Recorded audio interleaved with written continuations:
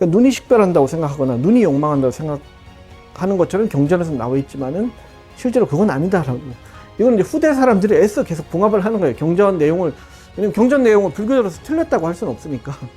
이렇게 이제 계속 바꿔나가는 과정이 있었다는 거죠. 해석을. 이게 기원 후에는 사실은 이 경전이 어느 정도 고정이 되고 나서는, 특히 이제 이 문자화가 되고 나서는 바꿀 수가 없잖아요. 거의 바꿀 수가 없는 상태로 있다 보니까 그 뒤부터는 해석을 달리하는 방식인데, 오히려 그 이전에는 내용을 바꾸는 형식도 있었다는 거죠.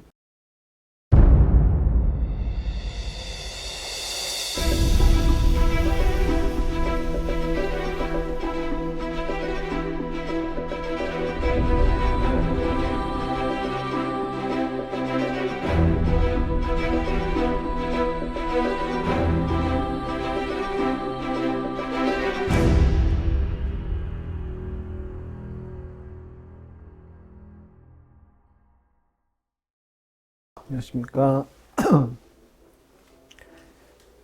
예, 오늘 악마의 인류학이라는 이제 제목으로 그 강의를 하게 되는데, 그 전까지 이제 마음의 고고학이라는 부분, 사실은 이제 이게 고고학이 맞나라는 얘기가 사실은 있었죠. 왜냐면 이제 거의 고고학이라는 게 비유적인 표현으로 사용을 했던 건데, 여기는 사실은 비유적인 표현이 아니라 실제 이제 인류학에 가깝습니다. 그래서 악마의 정체가 뭐냐, 악마가 대체 어떤 존재냐, 요거보다도 그 당시 승단에서 악마를 어떻게 받아들였나, 그리고 그게 어떻게 변화했나 라는 문제를 오늘 다루려고 합니다. 그래서 근데 요게 이제 지난 시간에 이제 얘기들하고 이어져서 지난 시간에 했던 얘기를 조금 좀 복습을 하고 넘어가도록 하겠습니다. 그래서 오늘은 이제 3주차 이제 마왕 마라의 정체, 악마의 인류학이라는 제목입니다. 그래서 지난 시간에 이 도너츠 그림을 기억을 하실 거예요. 그죠? 그 경전을 만들 때 원래 이제 우리가 알고 있는 초기 경전, 특히 이제 뭐 아함이나 이제 니까야 같은 경우는 형식이 갖춰져 있죠. 항상 이제 그 에반 마야 슈르담 이렇게 나와서 이제 뭐 여시하문 이와 같이 나는 들었다 이렇게 시작해서 이제 에까스민 사마에 그렇게 돼서 뭐 어느 때 이제 세종께서 뭐 어디에 계실 때 얘기다라는 식의 형식이 갖춰져 있는데, 그 전까지는 이제 그 옛날에 초기에 이제 연구를 하던 분들은 형식이 갖춰진 게 먼저 만들어지고 나머지 이제 수다니빠따나 법구경처럼 이렇게 개성으로만 돼 있는 형태가 더 뒤에 나중에 추가됐을 거라고 생각을 하던 생각이었어요. 이게 이제 도너츠 그림처럼 도너츠를 다 찍어서 만들고 나서 남은 이제 요 조각들을 그 모은 것들이 이제 담마빠다나 수다니빠따 같은 것들을 생각을 했는데,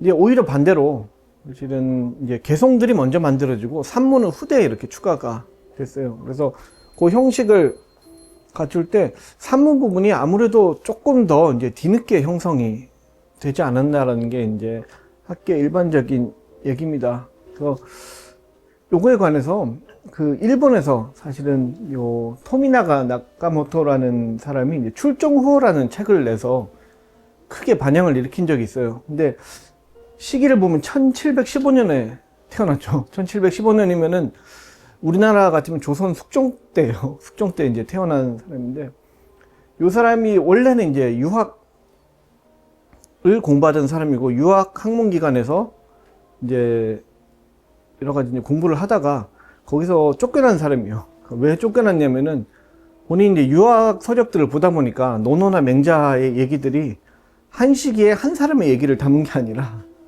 여러 시기의 내용들이 겹쳐 있는 것 같다, 후대에 추가가 있는 것 같다고 얘기를 하다가 공부하던 기관에서 쫓겨났어요.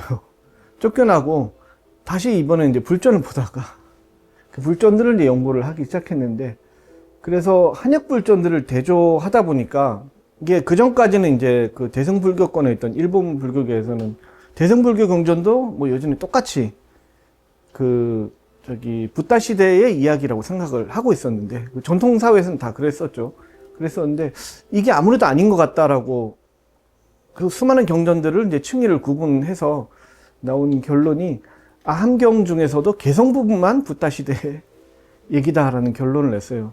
사실은 이게 이제 현대 그 학자들의 결론하고도 아주 많이 틀리진 않아요.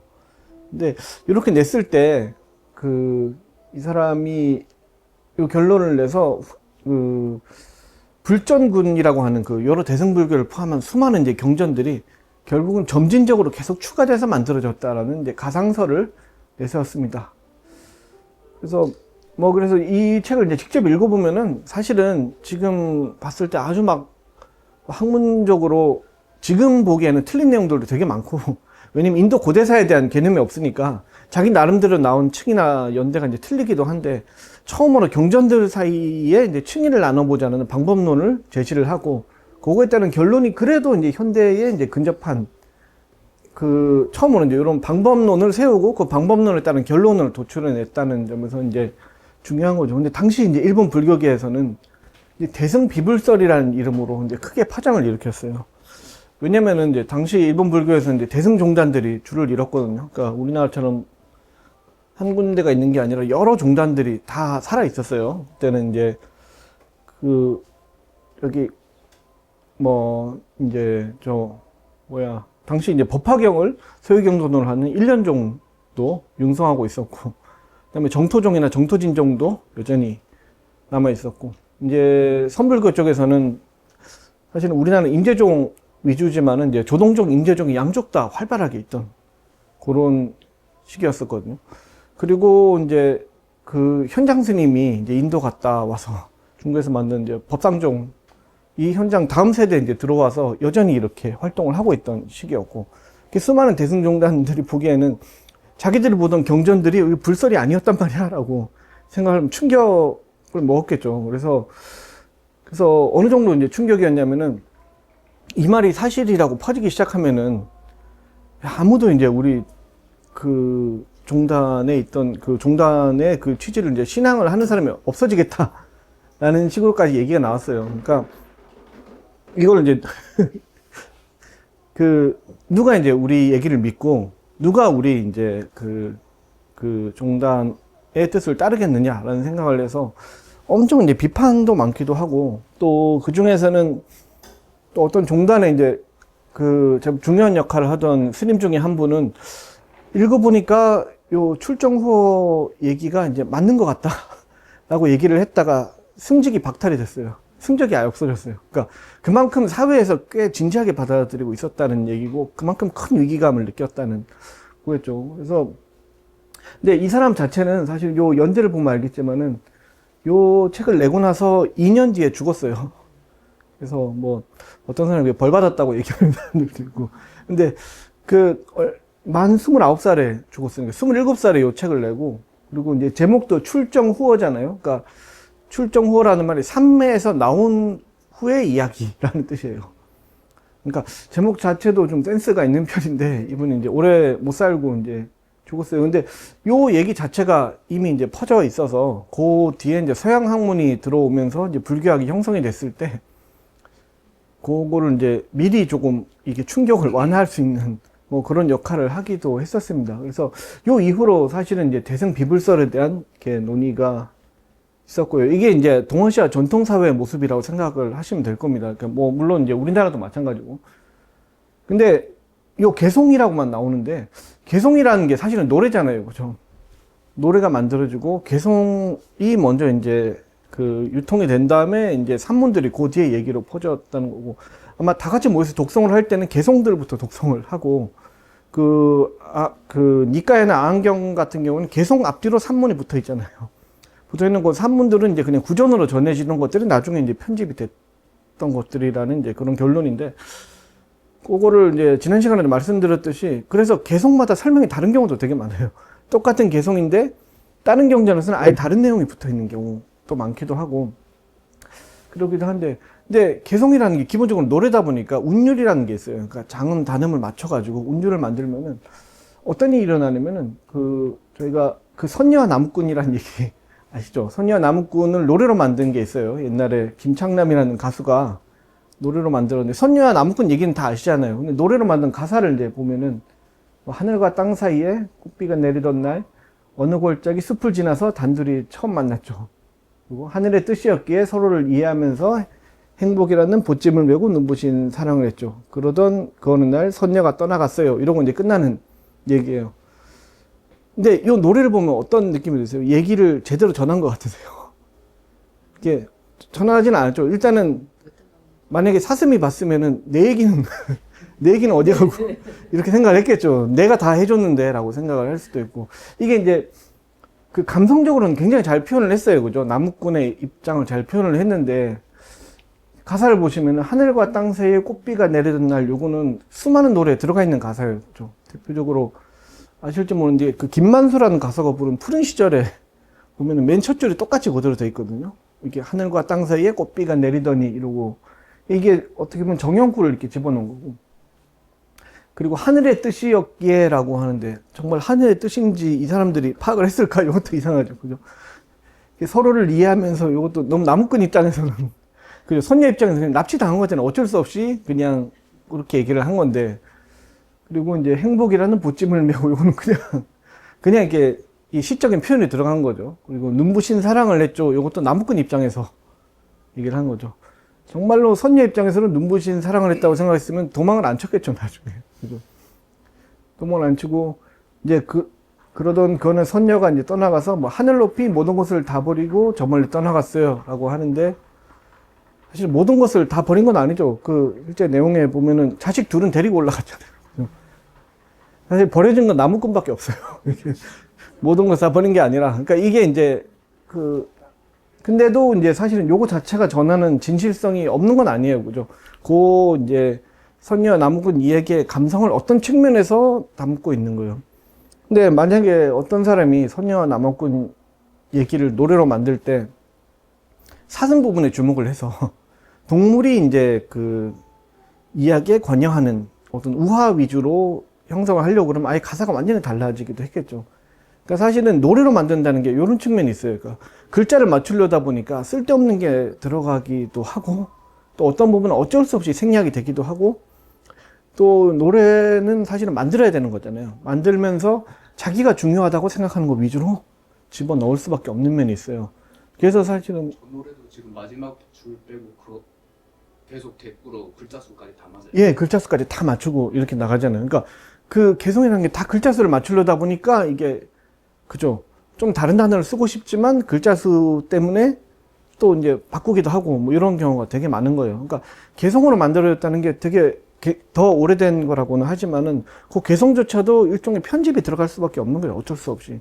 그리고 편집을 할 때는 당연히 선택사항이 들어가는 거예요. 요거는 취하고 요거는 버리겠다 라는 선택이 들어간다고 생각하면은, 원래 붓다의 가르침이 개성이 그대로 전하고 있느냐에 대해서는 또 이제 생각을 해볼 수가 있습니다. 그러니까 오히려 반대로 시선을 편집을 하는 사람에다가 둘 필요가 있어요.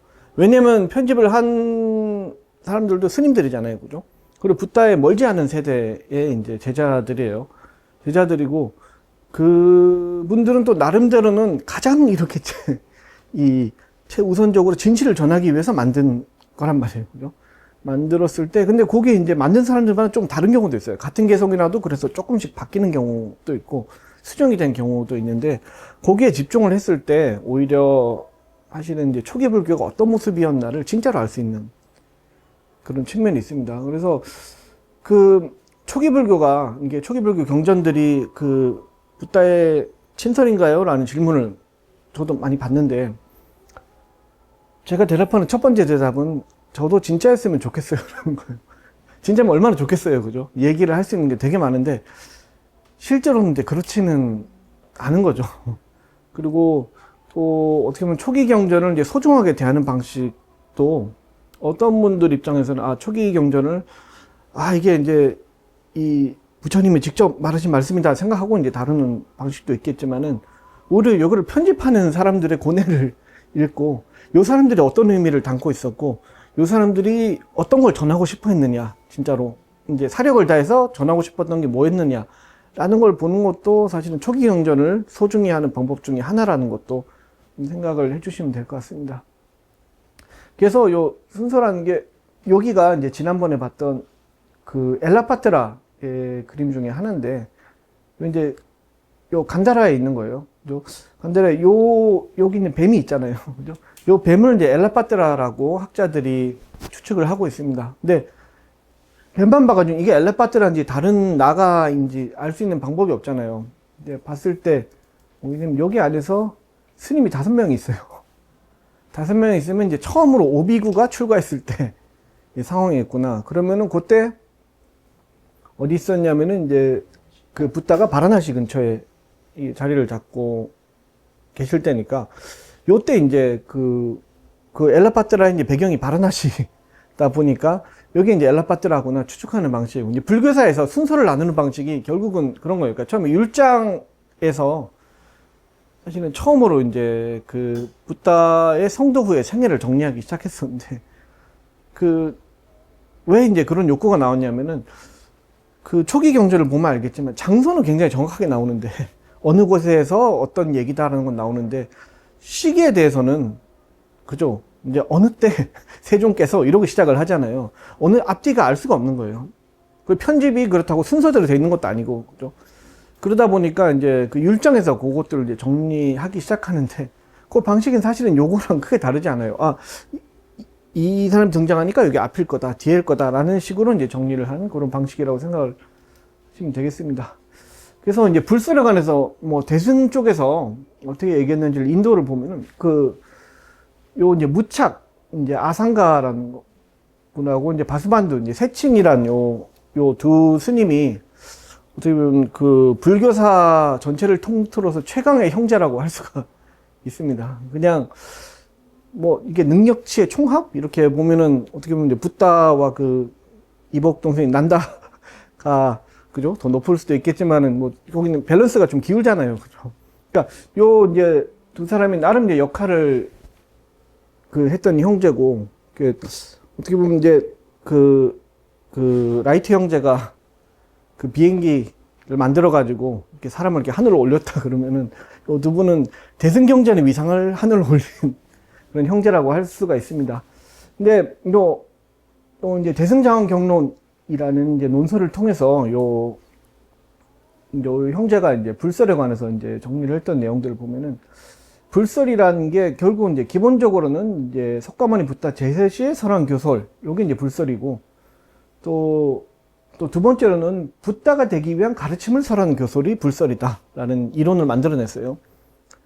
그리고 이제 세 번째로는 그것을 수습할 때 번뇌의 치유수단이 되는 교설이라는 말을 만들어냈어요. 근데 여기서 두 번째, 세 번째는 원래 불설의 정의하고는 좀 다르고, 왜냐면 이제 그냥 불설이라는 게 직접 이렇게 붓다 입을 통해서 나온 게 불설이 아니라, 그거 자체가 법을 전하고, 그리고 번뇌를 치유할 수 있으면 그게 불설이다라는 식으로 맞는 거예요. 그러니까 이게 어떻게 보면 대승경전의 위상을 올리기 위해서 만들어진 이론이라고 할 수가 있겠죠.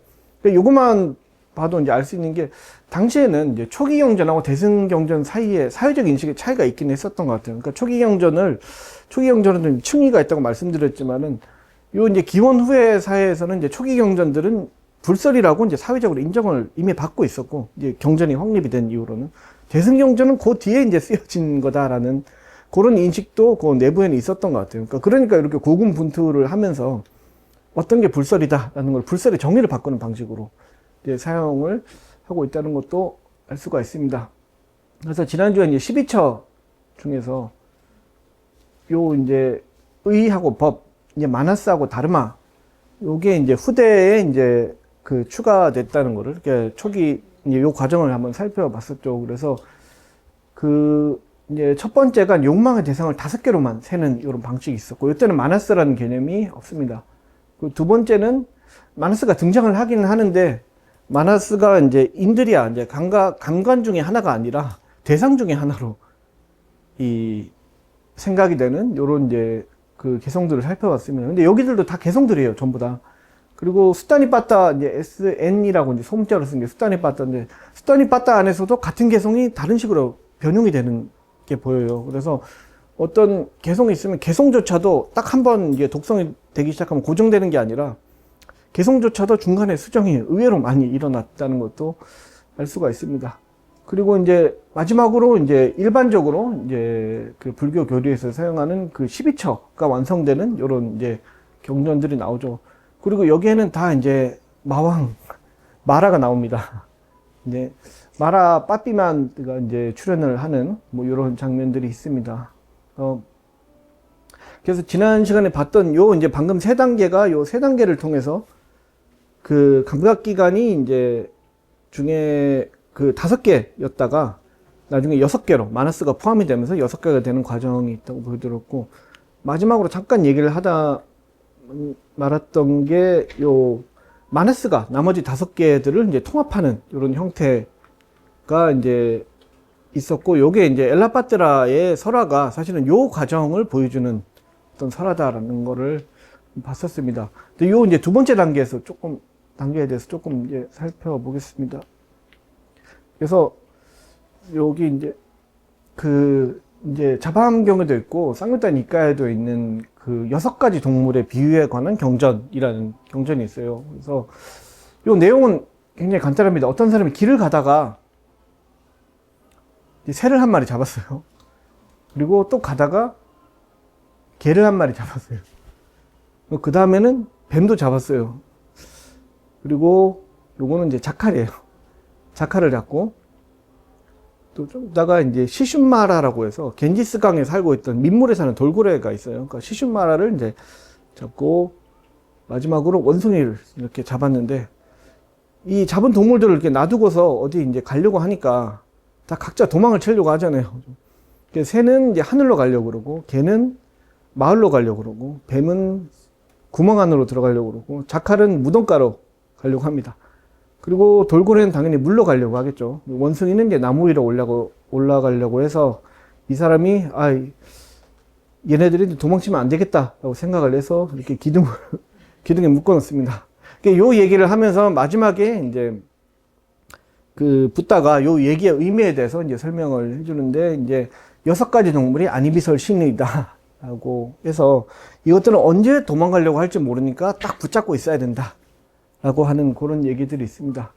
그래서 이제 달마다라 성경이라고 그 한역으로 나오는 경전은 6가지가 이제 아니비설 신이 중에 어떻게 배치되는지를 뭐 이렇게 설명을 하고 있습니다. 마나스는 이제 원숭이에 해당이 되고, 또 그 외 구사론 기 같은 경우에도 이런 것들이 이제 설명들이 있는데, 동물들 배치는 각각 좀 틀려요. 그 이유도 다르고. 그래서 어떤 동물이 뭐 어떤 감각기관이냐 이런 거는 뭐 딱 이제 정해져 있지는 않았던 것 같아요. 근데 요 얘기를 통해서 알 수 있는 것은 그 욕망의 주체를 뭘로 잡고 있는 것 같아요. 욕망의 주체가 사실은 동물들이잖아요. 그죠? 동물들이 이 마을로 가고 싶거나 공중으로 가고 싶어 하잖아요. 그러니까 요 얘기 안에서 볼 수 있는 거는 욕망의 주체가 내 마음이 아니라 감각기관이에요.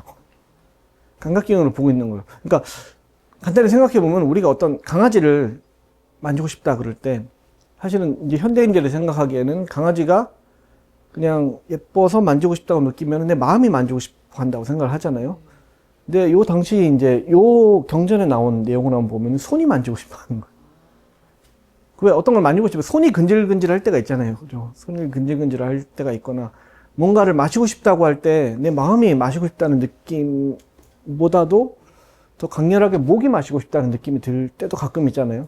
근데 그때는 이제 감각기관이 욕망의 주체라고 생각했던 이런 내용이 들어가 있어요. 그래서 그 첫 시간에도 말했듯이 이런 것들은 이제 이게 이제 원시적인 형태라기보다는 당시에 그냥 문화예요. 문화고, 요게 사실은 해탈을 하는 데는 아무 문제가 없는 감각이기도 합니다. 그냥 당시에 그냥 그 저변에 있는 문화가 그 감각기관이 욕망의 대상이다라는 이런 이미지가 이제 들어가 있는 거예요. 그래서 불교적인 문화뿐만 아니라 그 당시 예, 인도 전체가 거의 그랬던 것 같아요. 요거는 뭐 불교뿐만이 그랬던 게 아니라, 요건 이제 자이나의 오래된 층에서도 이런 그 감각은 이렇게 보입니다. 근데 그래서 요 6가지 동물의 비유에 대해서 그 바스반드라는 아까 이제 최강의 형제 중에 동생, 그죠? 세친이라는 이제 요 사람이 아비달마 꼬샤바시 아비달마 구사론이라는 책에 요 경전에 대해서 설명을 합니다. 그래서 요 경전에서 설명을 하기 때문에 산스크리트어로 이제 그 샤트 프라나코 빠마라는 요 이름이 이제 알려져 있기도 한 겁니다. 근데 뭐라고 설명하냐면, 여기서 감각기관을 그대로 감각기관이라고 하여 설한 것은 아니다. 그래서 5 감각기관이 보는 것 등만으로는 욕망을 일으킬 수 없기 때문이다. 그것들 이제 감각기관들의 5 식들도 욕망을 일으킬 수 없다. 따라서 여기서는 그것에 대한 집이락을 염두에 두고 의식을 감각기관이라고 하여 설명한 것이다 라고. 근데 여기서 이제 그 감각기관이 욕망을 가진다고 그 경전을 봐서는 안 된다고 얘기를 하고 있잖아요. 근데 이게 어떻게 보면은 이게 후대 해석을 하면서 이렇게 되게 애써서 봉합한다는 느낌이 좀 들고 있죠. 요 경전을 설명한다기보다는 이제 감각기관이 한창 바뀌었을 때 경전의 내용을 조금 이제 다르게 해석을 해야 된다고 주장을 하는 것처럼 보이는 면이 있습니다. 그래서 요 정리를 하면은 요 이제 앞뒤의 얘기가 처음에 이제 12차원 18개까지 이제 쳤을 때 욕망의 주체가 뭐냐라고 했을 때 독자부라는 부파는 여기서 아까 그 경전을 해석을 할 때 욕망의 주체는 요 6가지 감각기관이라고 봤습니다. 세치는 반대로 요거 중에 의식이 욕망의 주체라고 봤던 거예요. 그러니까 여기 이제 시대적인 변화를 보여주고 있는 거예요. 그러니까 독자부의 의견이 독자부가 갑자기 낸 이상한 의견이 아니라 오히려 이제 초기 승단의 보수적인 의견을 반영하고 있는 것일 수가 있다는 거죠. 그래서 요거는 이제 요거에 대해서 주석을 이제 야쇼미트라라는 쓴 주석을 보면은 왜 감각기관이 욕망을 일으키지 않는가라고 했을 때 감각기관은 무분별이기 때문이다. 분별이 없기 때문이다. 라고 해서 감각기관 자체는 욕망을 일으킬 수가 없다라고 하는데 이게 이제 상당히 후대에 우리가 이제 감각기관은 굉장히 기계적인 도구 같은데 불구하고 마음이 이제 중심이 되는 요런 이제 인식론으로 전환되기 전에 얘기들이 오히려 이제 감각기관의 욕망의 주체다라고 하는 그런 얘기에 가깝습니다. 그래서 이런 게 여러 문헌에서 보이는데 까따바뚜라고 하는 게 이제 여기는 이제 요 내용이 오래된 거는 기원전 3세기부터 뭐 2세기까지의 이제 내용들을 이제 상자부에서 정리한 이제 초기 경전들의 이제 여러 논의들을 정리한 논서인데 여기서 보면은 이제 여기 이제 장중의 이름이 이제 짜꾸나 루밤 빠사띠 이띠까타 이렇게 해서 이제 눈으로 색을 본다라고 하는 논의라는 뭐 이런 제목이에요. 그래서 뭐 여기서 독자부가 주장을 하는 게 나옵니다. 만약 눈이 이제 주의나 바람이 없다면, 눈에 주의나 바람이 없다 그러면은 결코 눈으로 형색을 이제 색을 본다고 말해서는 안 된다라고 주장을 하는 이제 상대편에 인용이 되고 있습니다. 상대편의 주장으로. 그래서 이게 보면은 이제 접촉이라고 하는 게 이제 시각적인 주의를 통해서 다시 이제 안식이 생긴다고 생각하는 뭐 요런 이제 사고방식입니다. 그러니까 감각기관과 대상이 일단 접촉을 한 다음에 그 다음에 주의를 일으켜야 안식이 생긴다고 생각을 하는 거죠. 그러니까 얘기를 했듯이 후대에 이제 요건 인도의 모든 사상에서는 감각기관이 보더라도 마나스가 작동을 하지만 않으면 보지 못한다고 했잖아요. 그죠? 그냥 멍하니 있으면 이제 지나다니는 걸 보지 못한다고 하는데 요 보게 해주는 게 보통 주의라고 하는 개념인데 요 주의가 어디서 생기는 거냐? 마음이 만드는 거냐? 감각기관이 만드는 거냐? 라고 했을 때 감각기관이 만든다고 생각을 했어요. 독자부는. 그리고 이제 바람이라고 하는 게 그냥 뭔가를 원하는 거죠. 욕망을 가지는 건데 요것도 이제 눈이 가진다고 독자부는 대놓고 주장을 했습니다. 이런 부파가 있었어요, 실제로.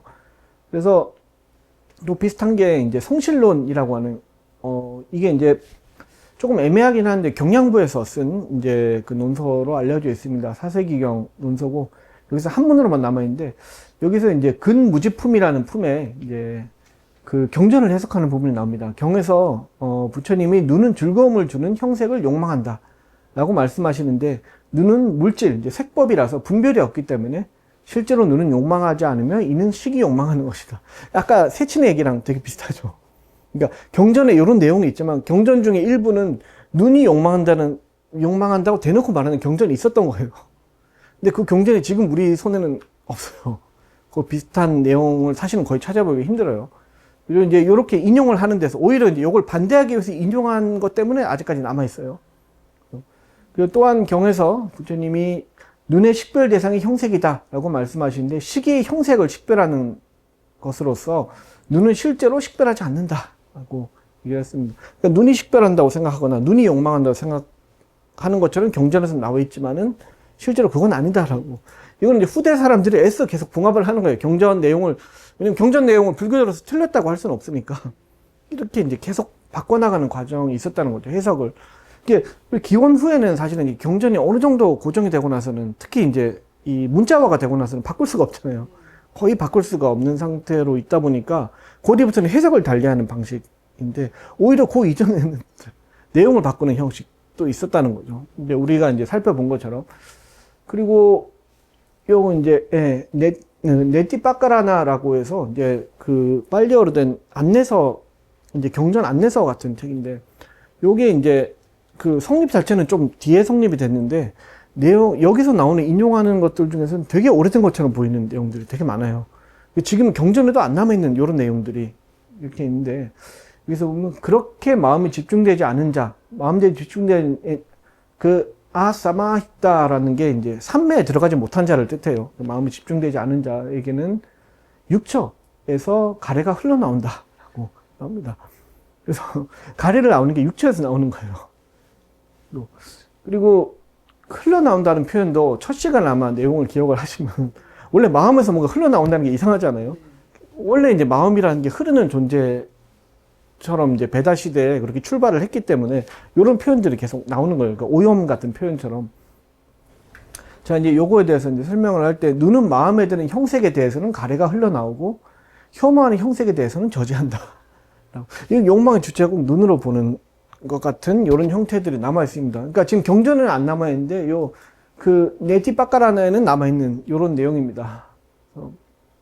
그래서 이 바스반드의 생각을 이제 정리를 해보면, 다섯 감각기관 오시게는 보고 싶거나 듣고 싶어하는 욕망이 없다라는 거고, 왜냐면 무분별인 감각기관은 욕망의 주체가 이제 될 수가 없습니다. 그래서 감각기관이 곧 동물이라는 요 이제 경전을 보면은, 욕망이라는 거는 이제 의식이 일으키는 작용을 은유한 것에 불과하지, 이제 요 동물이 직접 이제 욕망의 대상처럼 나타나는 건 아니다라고 경전의 내용을 이제 바꿔서 해석을 하고 있어요.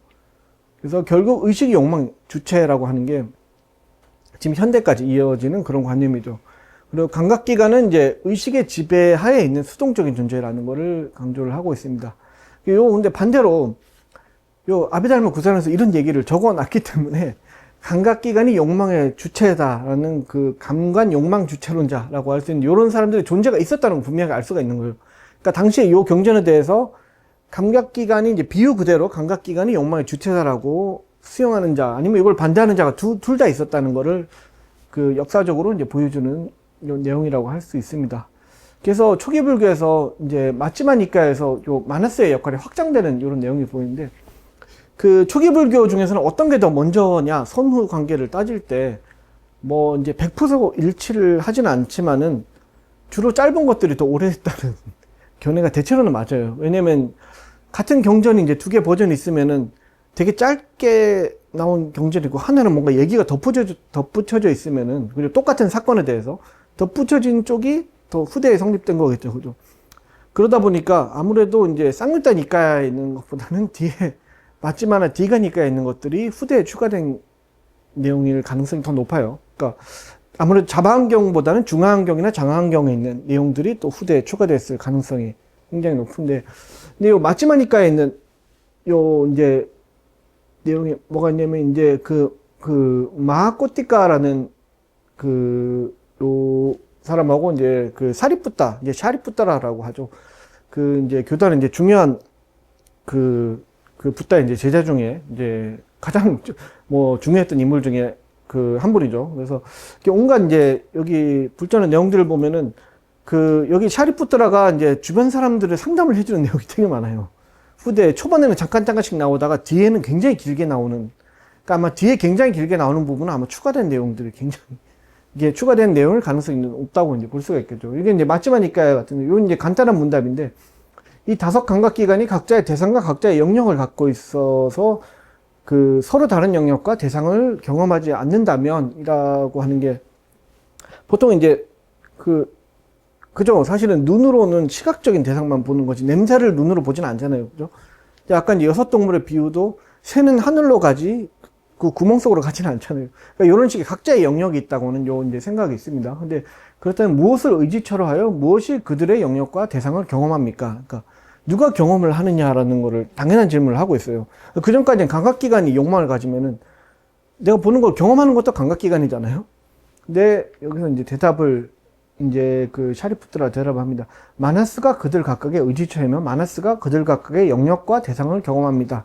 라고 대답을 하고 있습니다. 그래서 마너스의 역할이 여기서 확장이 되는 거죠. 다섯 관계 경험의 그 기반이 되는 거예요. 그러니까 내가 봤을 때 경험하는 거는 이 눈은 도구에 불과하고 실제로 요 대상을 경험하는 거는 마너스가 경험을 하는 거다라는 식으로 이제 변화를 하게 됩니다. 요걸 그림을 나타내면 요런 형태가 될 수가 있겠죠. 그래서 요 감각기관이 요렇게 이제 처음에 5개였다가 이제 6개로 바뀌고, 요게 이제 요거는 이제 6개로 있는 형태가 6동물처럼 각자가 욕망을 가지고 있는 형태라면은, 여기는 이제 오른쪽에 아까 맞지만 이과에 본 것처럼 이제 마너스가 나머지 5 감각기관을 이제 제어하는 형태로 바뀌게 됩니다. 그래서 이게 이제 새로운 형태의 생각이라고 할 수가 있겠죠. 그래서 아까 자바안경에 이제 봤던 이제 6동물에 관한 얘기나, 아니면 아까 이제 네티바까라나에 나온 요런 내용이 이제 그거에 이제 해당이 되겠죠.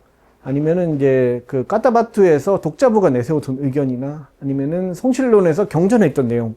요게 이제 왼쪽의 형태에 해당이 된다면은, 아비다메라 구사라노에서 세친이 생각하던 거는 딱 요 형태죠. 그죠? 의식이 이제 욕망한다라고 하는 거고, 그 다음에 까타바투에서 이제 독자부의 의견을 인용하면서 상자부가 반대하는 부분도 사실은 요 내용이 들어가 있습니다.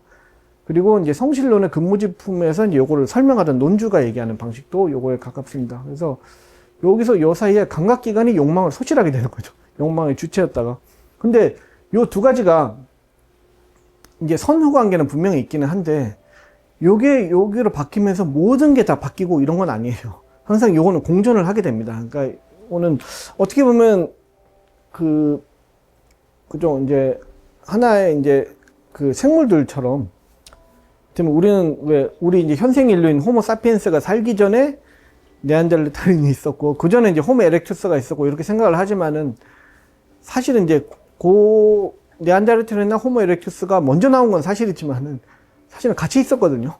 호모 사피엔스가 나올 때 이제 호모 에렉투스, 네안데르탈인이나 데니소바인이나 이런 종족들이 다 같이 살고 있었어요. 그러니까 여러 인류가 같이 살고 있던 형태였고, 옛날 판타지에 보면은, 그죠, 인간이 있고 엘프나 드워프나 호빗이 있는 거랑 마찬가지로 같이 살고 있던 시대가 있는 거예요. 그러니까 지금 인간만 살고 있다고 해서 인간이 나올 때 아무것도 없었다고 생각을 하면 안 되듯이, 이 두 개도 늘 공존한 상태로 가고 있기는 하고 있는 거예요. 그러니까 뒤에 보면 대승불교에서도 육군의 장애 이런 표현들 되게 많이 나오잖아요. 그러니까 육군을 잘 단속하고, 육군의 욕망으로부터 벗어나고, 이런 표현들이 계속 나오긴 나와요. 그러니까 이게 생명이 없어진 건 아닌데, 이제 주류는 이쪽으로 이제 오른쪽으로 이제 넘어가게 된 거겠죠. 근데 여기서 이제 마라가, 생각해보세요. 마라가 감각기관을 공격한다고 계속 자주 표현이 되거든요. 표현이 돼서, 마라는 어디를 공격하냐면, 요 6개를 각자 공격을 해요. 6개 중에 5개가 아무 욕망이 없더라도 하나가 이렇게 마라한테 낚이는 거예요. 주로 마라가 이제 어부고 낚시를 하는 이제 지금 인간들이 이제 물고기처럼 많이 표현이 되는데, 요 마라는 요 6개 중에 하나라도 이렇게 잡히면 탁 잡아 끄는 거예요. 잡아 끄는데, 요 후대가 바뀌게 되면은 마라가 요 5강간을 공격한다는 얘기가 나오기는 나오지만은, 초반에는 여기 이제 2개가 5 감각기관을 마라가 공격을 하니까 마너스를 잘 단속을 해라는 식으로 나와요. 그전 표현에서는 육군을 잘 단속해라라고 나오다가, 근데 어느 시대부터는 감각기관을 마라가 직접 공격하는 내용은 점점 없어져요. 없어지고 마너스를 직접 공격해요. 왜냐면 이제 내 욕망을 일으키는 거는 마음만 공격하면 되잖아요. 근데 현대인들이 보기엔 이게 더 훨씬 더 그냥 우리의 그냥 일상적인 감각에는 가까운 이런 감각이죠. 이렇게 이제 바뀌게 됩니다. 그래서 요런 이제 내용을 보여주는 게 우파니샤드 중에서 까타 우파니샤드라고 기원전 3세기 정도 불교가 나온 이후에 나온 우파니샤드인데, 여기를 보면은 하나의 비유가 나옵니다. 전차가 나오는데, 전차를 타고 가죠. 여기 전차에서 앞에 있는 사람하고 뒤에 있는 사람 중에 누가 더 높은 사람일까요? 뒤에 있는 사람이 높은 사람이에요. 뒤에 서 있다고 낮은 사람이 아니라, 말을 끄는 마부가 있고 항상 뒤에 타오는 거는 마차의 주인이에요. 근데 요건 이제 전쟁용이라서 서가지고 있어서 그렇지, 보통은 이제 뒤에 편하게 앉아서, 그죠? 현대에도, 그죠? 차에서 운전하는 사람이 낮은 사람이고 뒷자리에 앉은 사람이 높은 사람이잖아요. 그거랑 이제 같은 관념이에요. 근데 우리 이제 인간의 모습을 마차에 비유를 합니다. 그래서 요 마차는 요 전차는 이제 신체고 5가지 그 필의 말이인데 요건 5가지 감각기관이라고 나옵니다. 근데 5가지 감각기관이라는 게 요게 힌두 문헌에서는 최초로 나온 형태예요. 그 전까지는 인간의 그 감각기관이 5개라는 표현이 잘 안 나와요. 그러니까 요 불교에서도 처음에 이제 5가지 그 욕망의 대상이라고 나오잖아요. 이게 처음에 5가지 욕망의 대상이라고 정리를 한 게 당시로서는 굉장히 따끈따끈한 최신의 이론이었던 거예요. 왜냐면 그 조금 전 시기만 가도 그 오래된 우파니샤드, 그러니까 불교 이전에 나왔던 우파니샤드를 보면 감각기관을 2개밖에 안 돼요. 2개가 그냥 눈하고 귀예요. 나머지를 이 대등하게 5개가 대등하게 다 감각의 어떤 대상이라거나 감각기관이라고 하는 생각이 없었어요. 그러니까 그런 것들은 사실은 한꺼번에 갑자기 5개 순간 정리되는 게 아니라 차츰차츰 정리가 되는 거거든요. 그래서 요거를 힌두교에서 수용한 최초의 사례가 요 까타 우파니샤드라고 할 수가 있어요. 그 이전까지는 게 잘 안 보여요. 물론 이제 아트레바 베다에 조금 후대에 추가된 걸로 의심되는 부분 중에 한 군데가 딱 나오기는 하는데 그 이전까지는 아예 그런 문화 자체가 안 보입니다. 그래서 이제 여기 이제 까타 우파니샤드 최초로 나온 게 부띠라는 개념이에요. 그 마음의 심층의 마음이에요. 그러니까 뭔가를 판단을 내리는. 그리고 부띠와 말 사이를 연결하는 게 마너스예요. 마너스 외에 더 깊은 마음이 생긴 거죠. 그리고 이제 맨 뒤에 있는 게 영혼인 아트만이에요. 뒤에 주인이. 이렇게 비유를 하게 되는데, 요거를 이제 생각을 해보면, 근데 5필의 말을 보면은 가고 싶은 데로 가잖아요. 말들은 가고 싶은 데로 가는 거를 제어하는 게 부띠가 제어를 해요. 뭘로 제어냐면 마나스를 통해서 제어를 하죠. 제어를 한다면 여기서만 해도 이 감각기관의 의지와 욕망을 지니고 있다는 요런 이제 그 개념이 들어가 있는 거예요.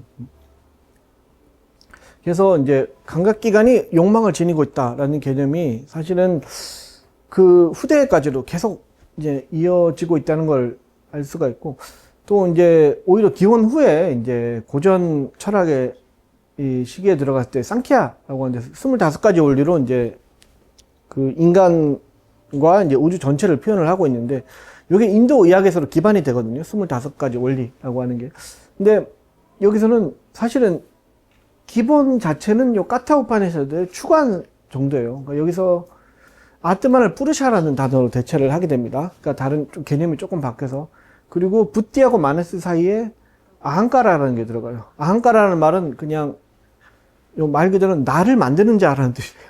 그러니까 자의식을 만들어내는 기관이 하나가 추가되는 거예요. 근데 요게 나중에는 후대에 가면 이제 유식에서 그죠? 이제 의식, 말라식, 알라의식의 순서대로 이제 더 깊은 층으로 들어가는 요 마음이 사실은 요게 이제 전조가 여기에 있다고 할 수가 있습니다.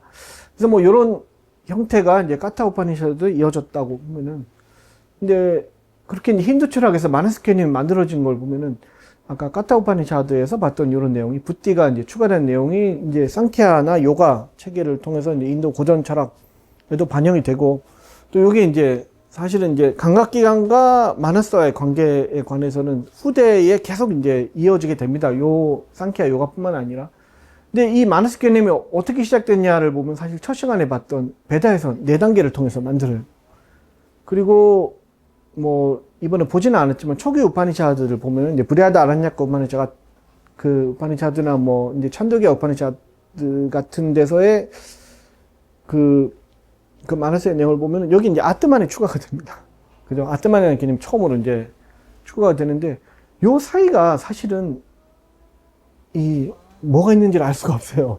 그러니까 왜냐면 요 사이에 갑자기 감각기관도 5개로 바뀌어버리고, 부띠라는 개념도 생기고, 이게 마나스와 감각기관의 관계도 이미 형성이 딱 이제 다른 방식으로 이제 정착이 되고, 요 이제 몇백 년 사이에 무슨 일이 있었냐라고 했을 때 사실은 요거를 이제 사문전통의 영향으로 보면 제일 자연스럽겠죠.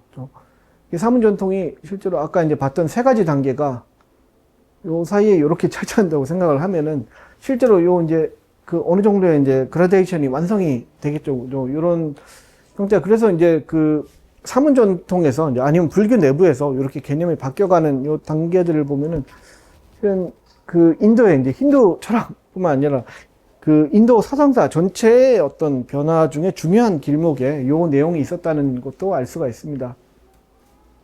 그래서 이제 감각기관의 구성이 이렇게 변화가 되는데, 요 초반기에 이제 새층이를 보면은 이제 계속 마라가 나오죠. 마라가 올가미로 이렇게 잡으려고 하는 장면이 나옵니다. 나오는데, 근데 요 새층이를 보면은 요 새층이를 넘어가면서 마나스 개념은 계속 바뀌는데, 의외로 마라 개념 변화가 없어요. 처음하고 계속 그대로죠. 근데 그 말은 마라 개념이 굉장히 오래됐다는 것을 뜻하기도 합니다. 인간의 욕망을 자극하고 강간을 그 딱 올가미로 올가매는 요 마라의 개념이라는 거는 사실은 꽤 오랜 층위로까지 이제 소급이 된다는 걸 알 수가 있고, 나중에 마나스의 개념이 변화되면서 마라가 이제 변화되는 이런 형태도 볼 수 있게 됩니다. 예. 네, 그러면 이제 마라에 관해서 이제 어떻게 보면은 이제 마라를 이제 이해하기 위한 기본 이제 과정이 끝났고, 다음에 마라에 관해서는 조금 한 5분 정도 쉬었다가 다시 이제 하도록 하겠습니다. 예.